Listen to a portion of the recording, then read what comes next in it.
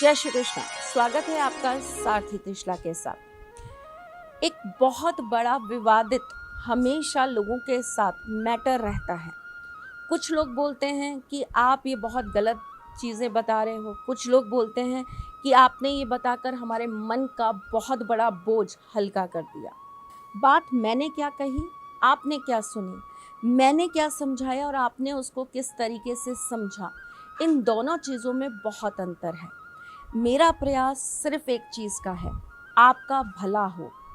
आप अगर जेन्युइनली परेशान हैं, आप अगर किसी चीज़ को लेकर सच में बहुत दुखी हैं अपने जीवन में और आपकी सारी खुशियों को ग्रहण लग चुका है, आपके जीवन के अंदर आप बहुत बुरे दौर से गुजर रहे हैं और उसका कारण आप स्वयं नहीं हैं, आपके कर्म नहीं हैं, बल्कि कोई तीसरा व्यक्ति है। अब ये तीसरा व्यक्ति कोई भी हो सकता है। पता नहीं क्यों ये टेंडेंसी है, लोगों की सोच इस तरह की है कि वो हमेशा औरों से बहुत उम्मीद लगाते हैं, खुद के अंदर परिवर्तन बिल्कुल नहीं करना चाहते, औरों को हर चीज़ के लिए ताना मारते हैं, लेकिन आईने के सामने खड़े होकर कभी खुद को ताना क्यों नहीं मानते, कभी ये क्यों नहीं स्वीकार करते कि 100 में से कुछ परसेंट, 2, ढाई, 3, 3.5 हमारी भी गलती रही होगी। शायद इसीलिए सामने वाला ऐसा है। कोई नहीं मानेगा, समझाने जाऊंगी तो उल्टा तर्क वितर्क और कुतर्क होने लगेंगे। पर भाई, मैं हाथ जोड़कर गुजारिश करती हूँ, मेरा ये एपिसोड केवल उन बच्चियों के लिए है, उन महिलाओं के लिए है, उन माँओं के लिए है जो अपने जीवन में बहुत ज़्यादा परेशान हैं, और वो लोग जो बिना मतलब अपने जीवन में परेशानियों को न्योता देना चाहते हैं, ऐसे लोग इस कार्य को बिल्कुल ना करें, वरना उल्टा असर तुरंत हो जाएगा। आज मैं आपको बताने वाली हूँ कि अगर आपके जीवन में किसी तीसरे की वजह से दिक्कत है तो आपको क्या करना चाहिए। तीसरा कोई भी हो सकता है, ज़रूरी नहीं है कि वो सौत ही हो, या आपके हस्बैंड की या आपके वाइफ के एक्स्ट्रा मैरिटल अफेयर के कारण ही आप परेशान हो। ये तीसरा आपके पति का या पत्नी के भाई भी हो सकते हैं, बहन भी हो सकती हैं, माँ भी हो सकती हैं, आपकी बुआ, चाची, काकी, नानी, कोई भी हो सकता है। किसी दूसरे की ज़िंदगी में इंटरफेरेंस कितना करना चाहिए? उतना जहाँ तक आपका भी सम्मान बना रहे और सामने वाले का भी सम्मान बरकरार रहे। लेकिन जब हम किसी की ज़िंदगी में बहुत ज़्यादा घुसने लगते हैं, तब चीज़ें गड़बड़ाती हैं। आपकी नहीं गड़बड़ाती, लेकिन सामने वाले की ज़िंदगी बहुत गड़बड़ाने लगती है। मेरे पास अभी कुछ दिन पहले एक केस आया। हस्बैंड वाइफ दोनों मेरे सामने बैठे और दोनों का जो केस था वो अदालत में लगा हुआ था, डाइवोर्स का। मैंने हस्बैंड से पूछा, आप डाइवोर्स चाहते हो? बोले नहीं चाहता। मैंने वाइफ से पूछा, आप चाहती हैं? कहती हैं बिल्कुल नहीं चाहती। तो मैंने कहा, भाई आप डाइवोर्स ले क्यों रहे हो? क्योंकि आपकी कुंडली भी आपको सपोर्ट नहीं कर रही है। आपकी कुंडली देख रही हूँ तो मुझे समझ आ रहा है कि आप एक दूसरे से बहुत प्यार करते हो, आप एक दूसरे से बहुत इंटरनली अटैच्ड हो, फिर क्यों अलग होना चाहते हो? उनका जवाब सुनकर मैं अंदर से बहुत ज़्यादा हिल चुकी हूँ। उन्होंने मुझसे कहा कि मैम ये डाइवोर्स हो जाने दो। मैंने कहा फिर क्या करेंगे? रीमैरिज करेंगे, दोबारा शादी करेंगे? बोले नहीं। तो मैंने कहा क्या करेंगे? कहते हैं ये शादी टूट जाएगी ना तो हम इस रिश्ते को बिना शादी के और प्यार के साथ जी पाएंगे। मैंने बोला मतलब? बोलते हैं एक्चुअली हमारी लाइफ में सबसे बड़ी प्रॉब्लम ये है, हम साथ घूम नहीं सकते। मेरी फैमिली को इस चीज़ से बहुत प्रॉब्लम होती है। मेरी मदर, मेरी सिस्टर इस चीज़ के लिए हमें इजाज़त नहीं देती। जहाँ जाना है साथ जाएंगे, हम भी साथ चलेंगे, तब घूमने चलेंगे। हम एक रूम में हफ्ते में 3 दिन से ज़्यादा रह नहीं सकते। बाकी शर्त ये होती है कि या तो ये मम्मी के साथ सोएंगी या मैं सोऊंगा। मेरे घर के अंदर अगर एक पर्दा भी चेंज हो गया ना तो मेरी सिस्टर को सेम वैसा पर्दा अपने घर के लिए चाहिए। उनकी जितनी बातें थी वो सुन सुनकर मैंने ऐसे करके सर पकड़ा। मैंने बोला इतना इंटरफेरेंस? बोलते हैं इंटरफेरेंस भी समझ आता है मैम। कंट्रोल, इतना कंट्रोल है कि हम दोनों एक दूसरे से नज़रें भी मिला लेना तो हमें ऐसा लगता है जैसे अभी वो आएंगे और हमारा सर फोड़ देंगे। इसलिए हम ये चाहते हैं कि ये डाइवोर्स हो जाए। ये जहाँ भी रहेंगी मैं वहाँ जाऊँगा, इनके साथ रहूँगा, इन्हें सपोर्ट करूँगा। हम एक दूसरे से ही प्यार करेंगे, हमें किसी और से शादी नहीं करनी। लेकिन शादी के नाम पर जो हमारी ज़िंदगी बर्बाद हो रही है, ऐसी शादी हमें नहीं चाहिए। मुझे एक हद तक उनकी बात अच्छी भी लग रही थी और दूसरे हद पर मैं ये सोच रही थी कि शादी जैसा पवित्र रिश्ता, शादी जैसा इतना पाक रिश्ता, इसे किस मोड़ पर लाकर खड़ा कर दिया है।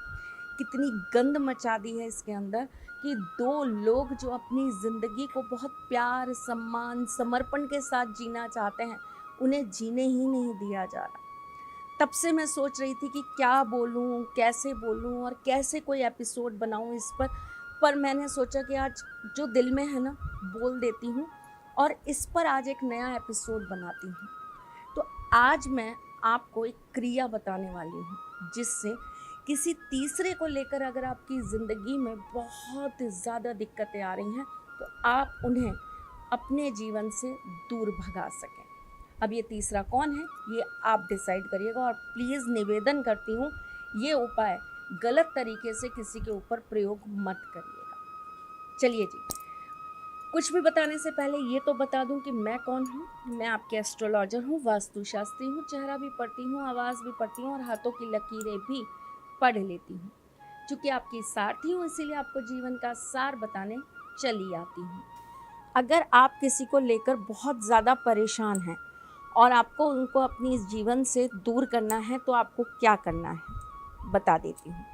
सपोज़ करिए कि एक्स नाम का कोई व्यक्ति है जिसको आपको अपनी ज़िंदगी से दूर करना है और आप वाई हैं, ठीक।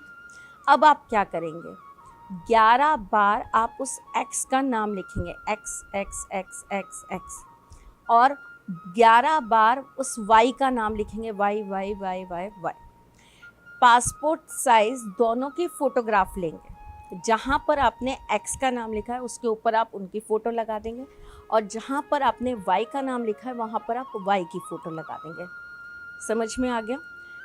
इन एक्स और वाई के आगे आप लिखेंगे उच्चाटन। 11 बार एक्स वाई लिखा आपने और 11 बार ही इनके नामों के आगे लिख दिया आपने उच्चाटन।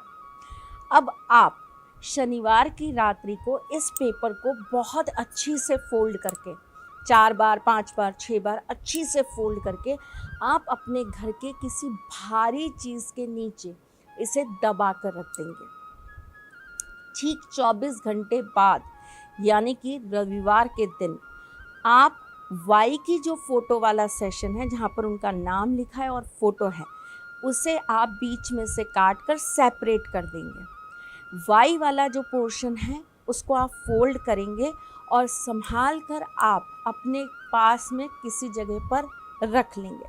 अब जो एक्स वाला पोर्शन है उसे और जहाँ पर उच्चाटन उच्चाटन उच्चाटन लिखा था उस जगह को भी काट के अलग करके एक्स वाले के साथ जोड़ लेंगे और दोनों को एक दूसरे के साथ मिलाकर फोल्ड कर लेंगे। उसके बाद आप अपने घर की विपरीत दिशा में चले जाएंगे। जैसे कि अगर आप रह रहे हैं ईस्ट में तो आप वेस्ट की तरफ निकल जाओ, थोड़ा दूर निकल जाना, करीबन 10-15 किलोमीटर आगे।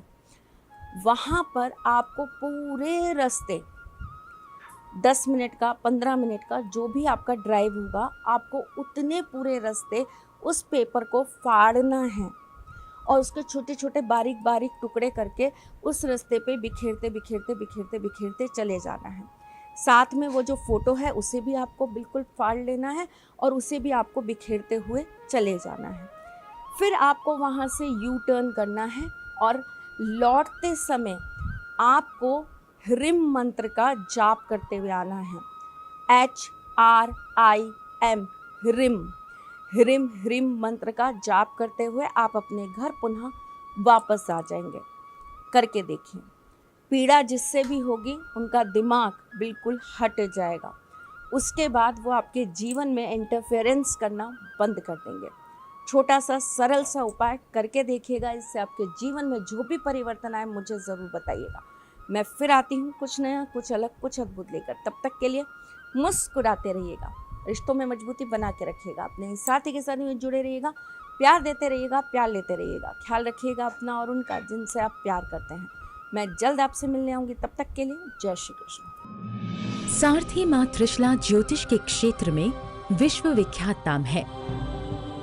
ज्योतिष शास्त्र में पीएचडी माँ त्रिशला पिछले 22 वर्षों से ज्योतिष की सभी परंपरागत विधाओं के साथ साथ अनेक दुर्लभ गुण विधाओं जैसे परछाई एवं नव्स के अध्ययन से अपनी सटीक भविष्यवाणी और पूर्वानुमान के लिए विख्यात हैं।